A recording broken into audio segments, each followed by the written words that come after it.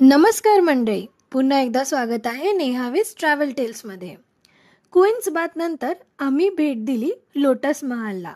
हे हम्पीतील सर्वात सुंदर वास्तूंमध्ये गणलं जातं. या इमारतीचं नाव तिच्या कमळासारख्या आकारावरून पडलं. हे राजमहालातील स्त्रियांसाठी खास बांधलेलं मंडप मानलं जात होतं. काही इतिहासकारांच्या मते इथे राजघराण्यातील स्त्रिया उन्हापासून बचाव करत वेळ घालवत. या वास्तूमध्ये दक्षिण भारतीय व इस्लामिक स्थापत्य शैलीचा संगम दिसतो. भव्य कमानी, नाजूक नक्षीकाम, हवेशीर खिडक्या आणि सुबक घुमट्या. या वास्तूचं वैशिष्ट्य म्हणजे आतमध्ये नेहमीच थंडावा जाणवतो. त्यानंतर आम्ही भेट दिली हजारारामा मंदिर, ज्याला हम्पीचं दगडात कोरलेलं रामायण असं म्हणतात.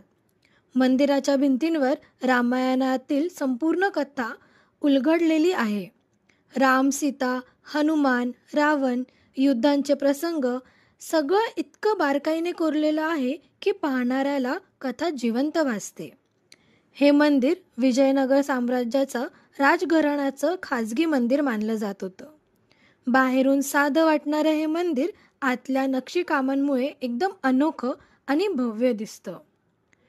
चला तर मग मंडळी, आपल्या पुढच्या व्हिडिओमध्ये आपण विजय विठ्ठल मंदिर याबद्दल जाणून घेणार आहोत.